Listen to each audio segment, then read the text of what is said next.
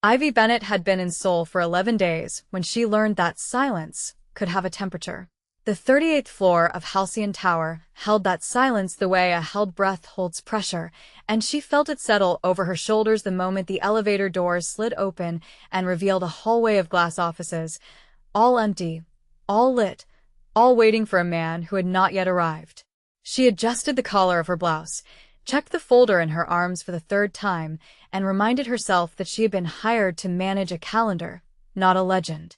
The legend walked in at 8:15 exactly. He did not announce himself. He did not need to. The junior assistants near the reception desk went quiet mid-sentence, the way birds go quiet before weather changes, and Ivy turned to see a man in a black suit so precisely tailored it looked less like clothing and more like a decision. His hair was combed back from a sharp widow's peak, and there was ink visible at his left wrist where his cuff had ridden up half an inch, a detail he corrected with a small, automatic motion before anyone else could notice it. His eyes found her first, out of everyone in that hallway, and held. Miho Seo did not smile. People said he had not smiled in 9 years, not once, not at a wedding, not at a funeral, not at a merger worth more than most countries' annual budgets. Ivy did not know that yet. She only knew that his gaze moved over her employee badge, her folder, her face, in that order, and that something in his expression sharpened, like a blade catching light. "You're new," he said. His English carried the faint precision of a man who had learned it as a weapon rather than a comfort. "Ivy Bennett," she said, and held out her hand because that was what you did, because Atlanta had raised her to offer her hand to power and let power decide what to do with it. "I started Monday. I'm covering executive scheduling for Mr. Park's team until they find a permanent hire." He looked at her hand for a beat too long. Then he shook it. His grip was controlled, deliberate, the kind of touch that told her he had decided exactly how much pressure to use before he ever reached for her. "Miho Seo," he said, though everyone on that floor already knew his name the way people know weather patterns, as fact rather than introduction. "You'll not be temporary." He walked past her into his office and closed the door before she could ask what he meant.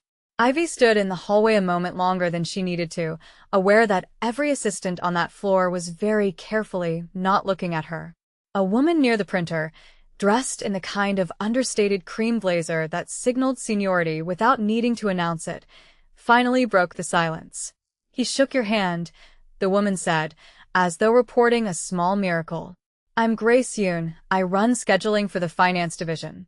"He doesn't shake hands. He doesn't touch things he hasn't already decided to keep." "I think he was just being polite," Ivy said. Grace laughed, short and disbelieving. "Miho Seo has never once in 4 years been polite for its own sake. Whatever he does on purpose. Watch yourself." Ivy carried that warning with her through the rest of the morning, turning it over the way she turned over anything that unsettled her, methodically, until it lost its sharpest edges. She told herself Grace was exaggerating, the way people always exaggerated about men with money and power, filling the silence around them with myth, because the truth was too plain to be interesting. She told herself this even as she found her attention drifting, twice, toward the closed door of his office, and caught herself irritated at her own curiosity. By noon she had learned 3 more things about Miho Seo, simply by listening carefully in the break room, the way she had learned to listen carefully in every job she had ever held, gathering the unofficial version of a workplace alongside the official one. He did not eat lunch with anyone ever. He had personally rewritten the security protocols for the entire building after an incident nobody would name directly. And he had once fired an entire floor of middle management in a single afternoon for a leak that was never publicly explained, a story told with the hushed reverence usually reserved for natural disasters. Ivy filed all 3 facts away, unsure yet whether they frightened her or simply sharpened her curiosity into something more dangerous. By the end of her first week, Ivy had pieced together the outline of the empire she'd wandered into. Halcyon Technologies was the largest private tech conglomerate in Seoul, publicly a manufacturer of semiconductors and surveillance software sold to 3 governments and half the shipping industry in the Pacific. Privately, according to whispers she was never supposed to hear, Halcyon was the legal skin stretched over something older and colder, a network that moved money and obligation through Seoul, Busan, and half of Koreatown, Los Angeles under Miho Seo's grandfather, and now under Miho himself. Nobody said the word Mafia out loud in that building. Nobody had to. Ivy learned the rest of it in fragments, the way anyone learns the true shape of a place they have moved into without a map. There was a floor below the executive suites that required a separate keycard she was never issued. There were men in the parking structure who did not wear halcyon badges and did not need to. There was a private elevator that only Miho used, and the one time she stepped toward it by mistake, a security officer she had never seen before appeared at her side within 4 seconds, polite, immovable, and steered her firmly back toward the public bank of elevators without a single word of explanation. She filed that away too, the way she filed everything, in the growing ledger of things about Miho Seo that did not add up to an ordinary employer. Ivy had come to Seoul for a job that paid enough to finally clear her sister's hospital debt back home, a job that was supposed to be 12 months of spreadsheets and calendar management and nothing more complicated than jet lag. She had a master's degree in international business she had not yet used for anything that mattered, and she had told herself, on the flight over, that she was done letting fear make her decisions. She had not expected her new boss's boss to look at her like she was a puzzle he intended to solve completely.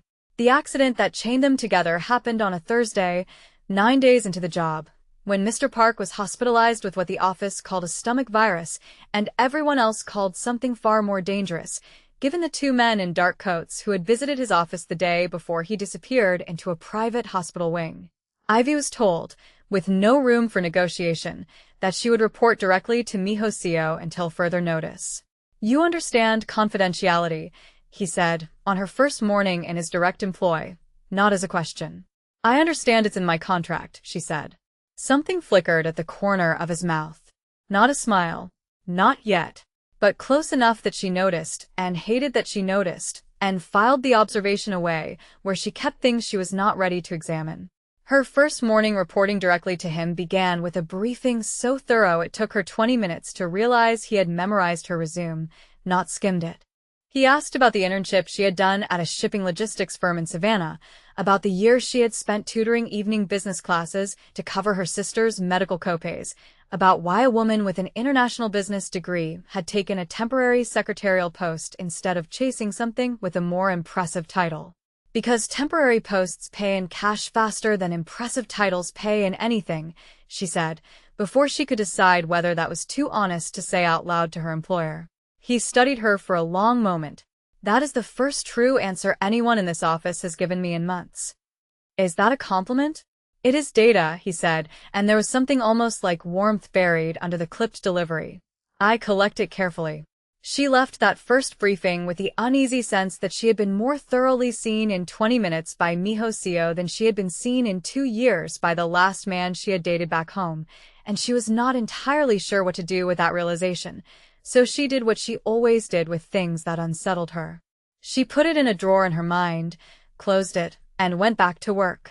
Her second day working directly under him, a courier arrived at his office with a black lacquered box that Miho opened, read, and then closed with a stillness that made the temperature of the room drop several degrees. He did not raise his voice. He simply said 3 words in a tone Ivy had never heard a human being use, and the man who had delivered the box turned the color of old paper and left without being told twice. "You should go home early," Miho said, not looking at her. "I have 4 more hours on the schedule." That was not a suggestion born of politeness, Ivy. It was the first time he had used her first name. He said it like he was testing the shape of it in his mouth, like it belonged to a language he had decided, on the spot, to learn properly. She felt it land somewhere under her ribs and told herself it meant nothing. She did not go home early. She stayed, because leaving felt like admitting she'd understood exactly how much danger had just walked through that lacquered box, and admitting that felt like the first step toward running, and Ivy Bennett had promised herself in an airport bathroom in Atlanta that she was done running from things simply because they were frightening. That night, at 9:40, 2 men entered the executive floor without clearance. Ivy heard the elevator chime wrong, a half-second too fast, and looked up from her desk in time to see Miho's head of security go for the weapon at his hip a full breath too late. What happened next took 11 seconds. Ivy would count them later, lying awake, trying to understand how her body had made a decision faster than her mind could form the thought behind it. She grabbed the heavy glass paperweight from Miho's desk, the one shaped like a stylized falcon, and hurled it hard into the face of the nearer intruder as he raised his arm toward the office door. It struck him above the eye. He staggered.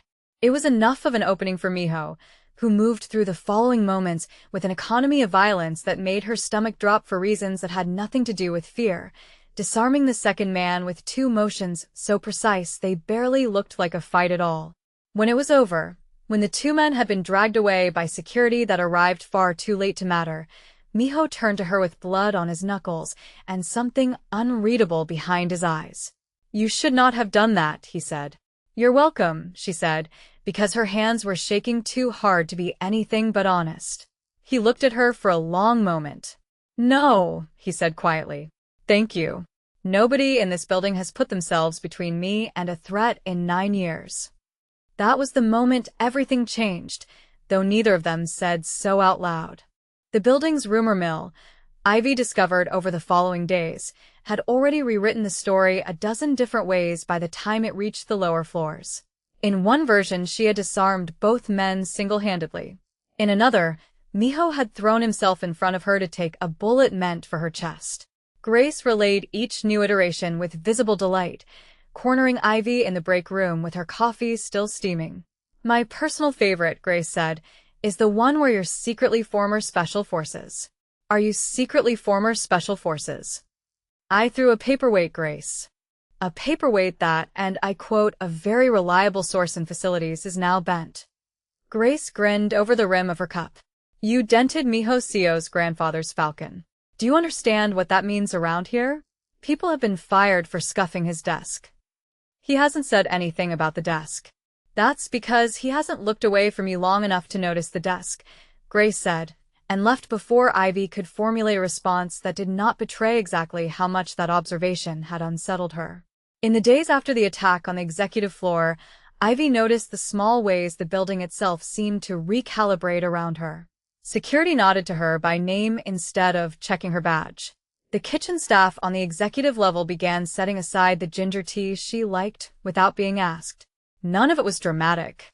All of it told her that Miho had said something, quietly, to someone, and that his version of gratitude did not come wrapped in words, but in the architecture of small, deliberate comforts. She found herself staying later even on nights when the workload did not require it, telling herself it was efficiency, telling herself it was nothing to do with the way Miho's office light stayed on until she was ready to leave, as though he was pacing himself against her schedule rather than his own. One evening she found him standing at the window instead of at his desk, tie loosened, watching the traffic crawl along the river far below. "You are staring," he said, without turning. "You're not working," she said. "That seemed worth staring at." "I am thinking about a woman who threw my own paperweight at an armed man without asking whether it was wise," he said. "I find the thought keeps interrupting my other thoughts." "Is that a problem?"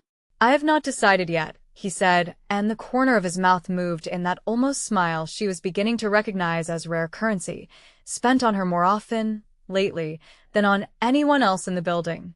The days that followed unfolded in a rhythm Ivy had not signed up for and could not seem to walk away from. Miho began keeping her later, not because the work demanded it but because, she suspected, he had started to prefer having her in the room. He explained things to her that he explained to no one else, not fully, not the real versions. He told her, in fragments over weeks, about his older cousin Jinwoo, the one who had been groomed to inherit half the empire alongside him, the one who had sold Miho's location to a rival syndicate 11 years earlier for a debt of loyalty Miho still did not fully understand the size of. Miho had walked into an ambush meant to kill him because he trusted his own blood, and he had watched a woman he loved, a woman named Hannah who worked security for his family and who had thrown herself into the path of a bullet meant for him, die on a warehouse floor in Incheon while he held her and could do nothing. "I do not tell people this," he said, the night he told Ivy, his voice flat in the particular way of a man holding something down by force. "I am telling you because you keep making the mistake of standing where danger points." "Maybe I don't think it's a mistake," Ivy said. He looked at her like she had said something dangerous, which she supposed she had. There was a night, weeks into that slow unraveling, when Miho asked her to accompany him to a dinner with a shipping magnate from Busan, a man whose cooperation Halcyon needed for a contract that had nothing to do, on paper, with anything dangerous at all. Ivy wore the one formal dress she had packed for Seoul on the off chance she would need it, and when Miho saw her waiting in the tower lobby, something crossed his face that he did not bother to hide quickly enough. "You look like you belong in rooms I do not usually let people see," he said, which she was fairly certain was the closest thing to a compliment he knew how to give without sounding as though he were negotiating a contract. "Is that dangerous?" "Extremely," he said, and offered his arm with a formality that made her want to laugh and did not, quite, because something in his eyes told her he meant it. The dinner itself unfolded exactly as she expected, all careful pleasantries and negotiation disguised as conversation, until the shipping magnate, 3 glasses of soju in, made an offhand comment about Miho finally having someone soft to come home to, and watched with open curiosity as Miho's expression did not change at all, which she was beginning to understand was itself a kind of answer. Later, in the car, she asked him why he had not corrected the man. "Because he was not wrong," Miho said, looking out the window instead of at her. "I did not appreciate hearing it stated so plainly by a man I do not trust. That is different from it being untrue." She did not have a response for that. She spent the rest of the ride home turning the sentence over in her mind, the way she turned over everything that unsettled her, and found, for the first time, that she did not want to file it away and close the drawer. There were quieter nights too, nights that had nothing to do with danger at all, and those were the ones that unraveled her more thoroughly than any threat could have. He taught her to play baduk on a board that had belonged to his grandfather, correcting her grip on the stones with 2 fingers against her wrist, patient in a way that contradicted everything the rest of the building believed about him. She teased him once about the way he ate, methodical, one section of his plate at a time, and he told her, with the driest expression she had seen him wear, that a man who left disorder on his plate could not be trusted to keep order anywhere else, and she had laughed so hard she nearly knocked over her tea, and he had watched her laugh like it was a rare bird he had not expected to land so close. "You should do that more," he said. "Play baduk badly?" "Laugh," he said. "It suits this building. It has been missing it." She did not know, then, exactly how literally true that was. She only knew that the more time she spent in the rooms he occupied, the harder it became to remember why she had ever planned to leave Seoul in 12 months and never look back. The two things are not related, and also they are entirely related, and I am aware of the contradiction. It was, she would think later, the closest he had come yet to admitting something he was not ready to say directly, and she let it sit between them without pressing because some truths she had learned working for him arrived faster when you did not chase them. The rival faction, the Beck Syndicate out of Busan, escalated their campaign against Halcyon through the following weeks in ways that were never subtle to Ivy again once she understood what she was watching. A shipment vanished. A junior executive was found beaten outside a noribang near Gangnam. A message arrived, taped to the inside of Ivy's own apartment door though the lock had not been forced. 3 words in English clearly meant for her, and not for Miho at all. "We see you." She did not tell him at first. She told herself it was because she did not want to be the reason his focus slipped, but the truth, when she finally admitted it to herself at 2 a.m. with the lights on in every room of her apartment, was that some small stubborn part of her did not want to become one more person he felt responsible for losing. He found out anyway. Of course he found out. Miho Seo did not miss things, and the moment he saw the shift in her posture, the new habit she had developed of checking the street before crossing it, he closed his office door, sat across from her instead of behind his desk, which she had never seen him do, and said, "Tell me." She told him. The silence that followed lasted long enough that she counted her own heartbeat twice. When he finally spoke, his voice had none of its usual precision. It had gone somewhere raw. "You will move into the residence tower," he said. "Tonight." "That's not a request either, is it?" "No," he said. "It is the only version of this conversation where you stay alive." She should have argued. She had every reason to argue. A decade of self-sufficiency and a healthy suspicion of powerful men who gave orders instead of asking questions. Instead, she found herself watching his hands, still faintly scarred across the knuckles from the fight weeks earlier, and thinking about how carefully he had said her name that first morning, like it mattered, like it was worth getting right. Okay, she said. Something crossed his face that she would spend a long time trying to name. Relief, maybe. Or fear disguised as relief, which she was beginning to understand was the only kind of fear a man like Miho allowed himself to show. The residence tower was quieter than the office, all soft lighting and marble corridors, staffed by people who greeted her by name within a day and asked no questions about why the head of Halcyon Technologies had personally approved her security clearance for the top 3 floors. She spent her first night there sitting on the edge of an unfamiliar bed, staring at a city skyline that did not belong to her, wondering when exactly her life had stopped being her own to plan. It was there, 3 nights after she moved in, that the tension between them finally broke its careful containment. She had gone up to the rooftop garden, unable to sleep, and found him already there, jacket off, sleeves rolled to the forearm, staring out at a city that glittered like it did not know it was full of knives. "You should be resting," he said, without turning. "So should you." He turned then, and something in his face had come undone in a way she had not seen before, not guarded, not calculated, simply open. "I have spent 9 years making sure nothing could reach me," he said. "No wife. No children. No weakness anyone could use as leverage. It was a discipline. I was very good at it." "Was," Ivy repeated. "You are the first person in years who made me feel like I still had something in me worth protecting instead of only something worth using," he said. "I told myself keeping you close was strategy. I have been lying to myself since the moment you threw that paperweight." She stepped closer, because staying still had stopped being possible. "I didn't come to Seoul to fall for a man who runs half the underworld on this side of the Pacific," she said. "I came here to pay off a hospital bill and go home in a year. And now I keep finding reasons to stay that have nothing to do with a paycheck." He reached up and touched her jaw with a care that felt disproportionate to a man capable of the violence she had watched him deliver weeks earlier, and when he kissed her it was slow and certain, the kind of certainty that told her he had already decided this before either of them said it aloud, and had simply been waiting for her to catch up. She kissed him back and did not let herself think about the men who had left a note on her door. Not yet. Not for one long, unguarded minute that felt like the only honest thing either of them had done in weeks. In the days between that rooftop kiss and the attack that followed, Ivy allowed herself, briefly, to believe the danger might have passed. Grace Yoon noticed the change in her almost immediately, catching her smiling at her phone over lunch in the executive kitchen. "You're glowing," Grace said. "It's disgusting. Also terrifying, given who's responsible for it."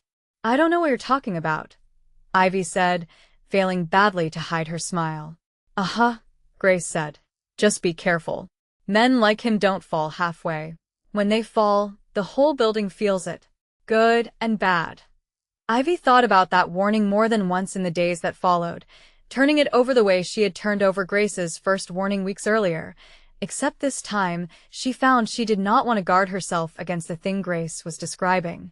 She wanted it.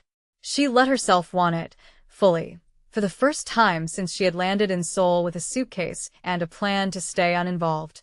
A rival lieutenant named Sung-woo Baek requested a meeting with Miho that same week, ostensibly to discuss a shared shipping contract, and Ivy sat in on the meeting only because Miho asked her to, a decision she understood, watching Sung-woo's eyes flick to her twice during the negotiation, as a deliberate show of trust rather than an oversight. Sung-woo was younger than she expected, sharp-featured, with the kind of easy smile that told her he had learned charm as a survival skill rather than a personality trait. "Your assistant," Sung-woo said afterward, not quite looking at Ivy, "is new." "She is not my assistant," Miho said, in a tone that closed the subject entirely. Sung-woo's smile did not waver, but something behind his eyes recalculated, and Ivy felt the shift in the room the way she had learned to feel every shift in that building lately. A small drop in temperature that meant danger had just quietly noted something it intended to use. "You should not have corrected him," she said, once Sung-woo had left. "I do not regret it," Miho said. "But you are right that he will remember it. He was right to worry." The Beck Syndicate's move came 4 days later, and it did not come for Miho. It came for her. She was taken from the underground garage of the residence tower in the space of 90 seconds, a professional operation, 3 men and a van, and a cloth pressed over her mouth that smelled of something clinical and sharp. She woke in a shipping container on the Incheon waterfront with her wrists bound in front of her rather than behind, a mistake she recognized instantly as exactly that, a mistake, because the men holding her had assumed a secretary would not know what to do with unbound hands. They had underestimated the wrong woman. Ivy had spent 3 summers in college working night shifts at a self-defense studio to cover rent, an unglamorous fact she had never once mentioned in the polished world of Halcyon Tower. She waited until the younger of her 2 guards leaned in to check the zip tie at her wrists, then drove her forehead into the bridge of his nose hard enough to drop him, wrenched the tie loose against its stress point the way she had been taught, and was 3 steps toward the container door with his dropped knife in her hand before the second guard fully processed what was happening. The container smelled of salt and rust and diesel, and somewhere beyond the metal walls she could hear the low mechanical groan of a crane working a nearby dock, ordinary sounds that made the extraordinary danger of her situation feel almost obscene in its mundanity. Her pulse hammered in her throat, but her hands, when she flexed them against the loosened tie, were steadier than she expected. She thought, absurdly, of her old self-defense instructor telling her that fear was only useful if you let it sharpen you instead of freeze you. She did not wait for rescue. She did not have time to.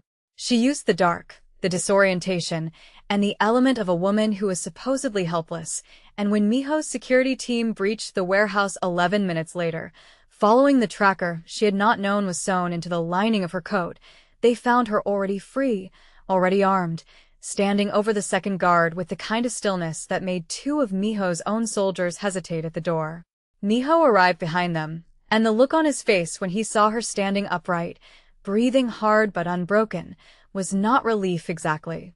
It was something closer to recognition, as though he was seeing, finally and completely, the shape of the woman he had already decided to love. "I told you," she said, voice shaking with adrenaline rather than fear. "I don't need saving." "No," he said, closing the distance between them and pulling her against him with a force that told her exactly how frightened he had actually been. "You needed a war ended. That is different." In the hours immediately after the warehouse, Miho did not leave her side, though he said very little, sitting beside her in the back of an armored car with her hand held so tightly in his that she could feel his pulse still racing against her fingers long after her own had begun to slow. Grace arrived at the residence tower before dawn with a change of clothes and no questions, simply wrapping Ivy in a hug that told her more about how frightened the entire building had been than any words could have.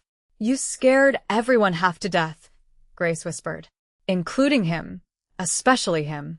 Ivy slept for 11 hours after that, and when she woke, Miho was in the chair beside the bed, still in the same shirt from the night before, watching her with an intensity that told her he had not slept at all. "You didn't have to stay," she said, voice rough with sleep. "Yes," he said simply. "I did." She studied him for a long moment, taking in the exhaustion carved into his face, the way his usual precision had frayed at the edges. "Tell me what happened after they found me," she said.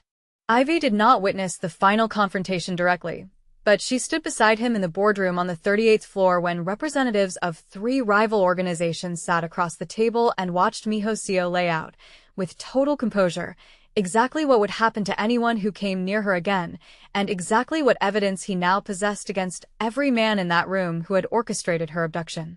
He did not raise his voice once. He did not need to.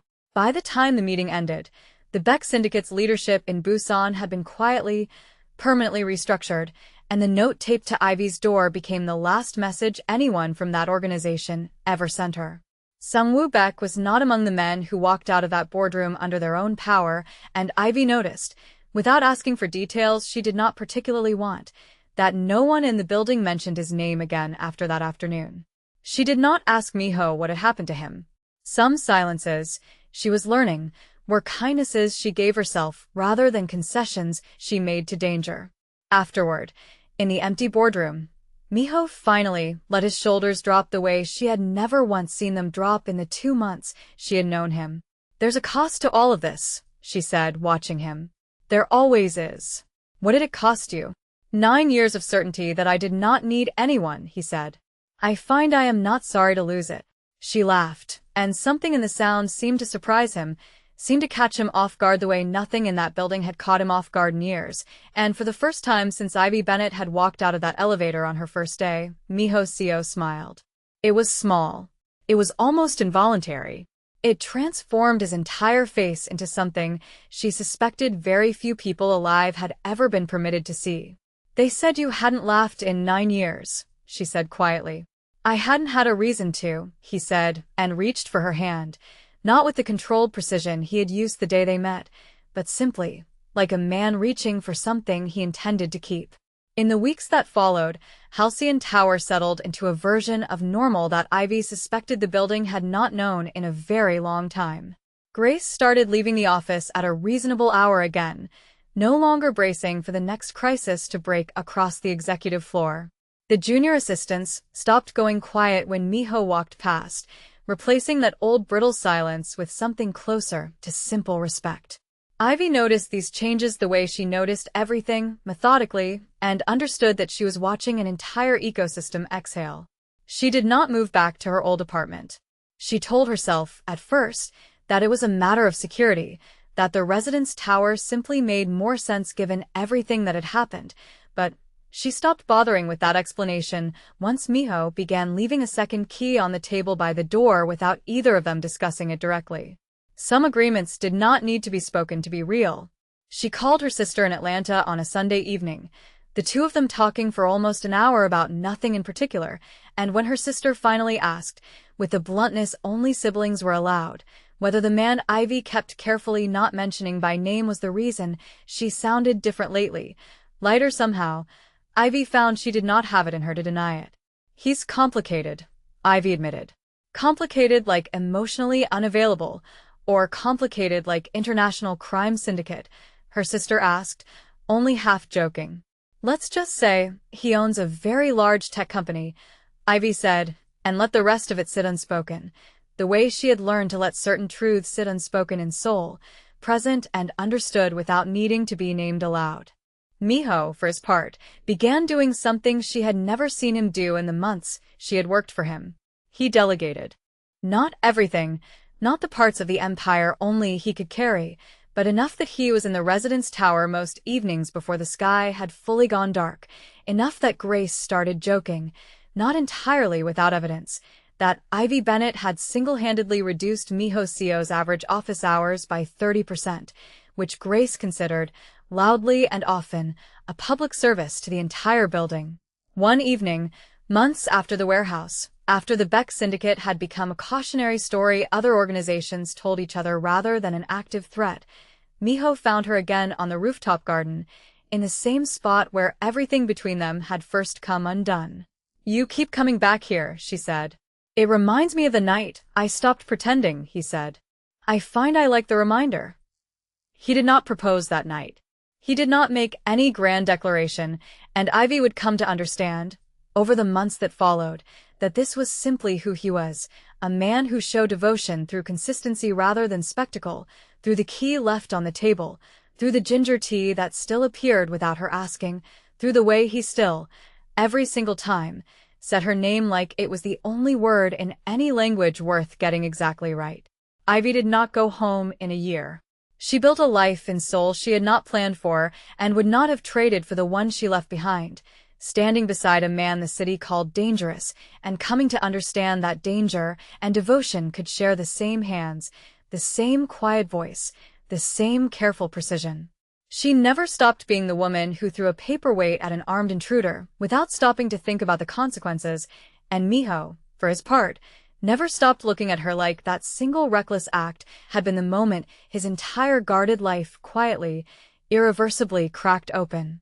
Grace liked to say, whenever the subject came up over lunch, that the entire 38th floor owed Ivy Bennett a debt it could never repay, since morale had improved so dramatically since Miho Seo learned how to leave the building before 9 at night. Ivy always waved the comment off, But privately she treasured it, treasured the ordinary rhythm that had grown up around the extraordinary danger of how they had met, treasured the small daily proof that a life built on choice rather than fear could still hold room for tenderness. She thought, sometimes, about the version of herself who had stepped off the plane 11 months earlier with a single suitcase and a plan to stay uninvolved, and she found she did not miss that woman's caution so much as she respected the fear it had come from.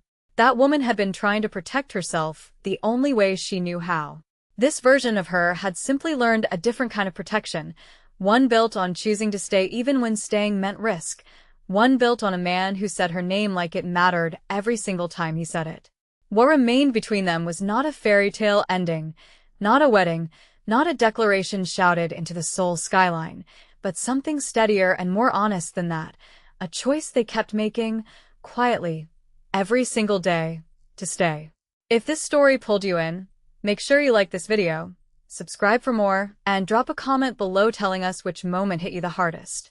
We've got so many more stories like this one coming, so stick around.